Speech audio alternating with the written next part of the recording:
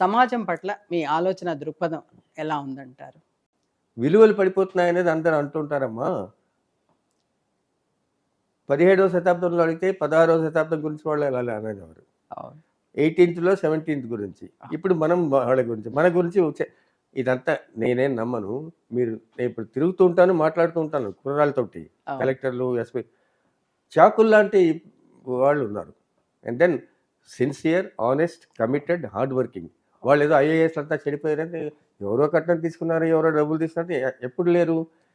కానీ చెప్పాల్సిన విషయం ఏంటంటే రాజకీయ నాయకులు, జడ్జీలు, మరి ఐఏఎస్ ఆఫీసర్లు, పోలీస్ ఆఫీసర్లు, ప్రెస్ వాళ్ళు, జైల్లో లేని వాళ్ళు లేరు. డాక్టర్లు, లాయర్లు, చార్టర్డ్ అకౌంటెంట్ వాళ్ళు కూడాను. కనుక ప్రజల్లో వీళ్ళందరూ మన మన హక్కుల్ని కాపాడాల్సిన వాళ్ళు. You have to safeguard hour rights. Protect. వాళ్ళే వెళ్ళి మరి కరప్షన్‌కిను భయానికి కనుక ఆ ట్రస్ట్ డెఫిసిట్ అంటారు కదా! ప్రజల్లో నమ్మకం పోతోంది. దాన్ని అరెస్ట్ చేయాలి ఒకటి. So, we must inculcate a habit. అందుకని ఎథిక్స్ అండ్ గవర్నెన్స్ కూడా విలువలు చెప్పాను. బోధిస్తున్నారని చెప్పారు కదా! బోధించని చెప్పాను కదా! విద్యార్థులు. అదీను తర్వాత స్కూల్ చదువు అవగానే, కాలేజ్ చదువు అవగానే, ఉద్యోగం రాగానే, పెళ్ళి అవ్వగానే మన దేశంలో టాప్ 2%లోకి వచ్చేసాం మనం ఆల్రెడీ. ఇంకా ఏం కావాలి?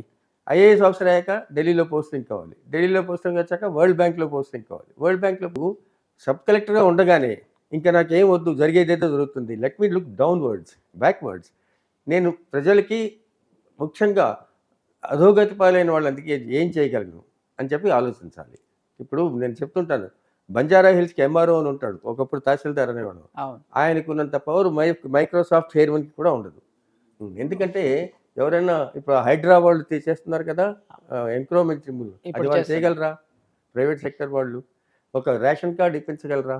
ఒకళ్ళకి పెన్షన్ ఇప్పించగలరా? అది ఎంఆర్ఓ చేయగలరు. మరి చీఫ్ సెక్రటరీ ఎంత చేయగలరో మీరు ఊహించండి. రెండిటికి తట్టుకోగలగాలమ్మా. ఏ ఏ నిలబడాలి. ప్రొఫెషన్‌లో నిలబడాలి. దేనికైనా ఏ నిలబడాలి. ప్రొఫెషన్‌లో ఉన్నా భయం అనేది ఉండకూడదు. ఎందుకంటే నాకెవరేం చేస్తారింకా? ప్రపంచంలో ఏ కాన్స్టిట్యూషన్‌లో లేని ప్రొవిజన్ మన కాన్స్టిట్యూషన్‌లో ఉంది. ఏంటి? ఆల్ ఇండియా సర్వీసెస్‌కి ప్రొటెక్షన్ అనేది. నీకు కాన్స్టిట్యూషనే ప్రొటెక్షన్ ఇచ్చాక నువ్వు ఎవరికి చూసి భయపడాలి? తర్వాత నేను సర్వీస్ జాయిన్ అయినప్పుడు నా జీతం 300. ఇవాళ నాకు పెన్షన్ 1,25,000. ఇంకంతకంటే ఏం కావాలమ్మా? కనుక టెంప్టేషన్, ఫియర్, ప్రలోభం, భయం అనేది లేకుండా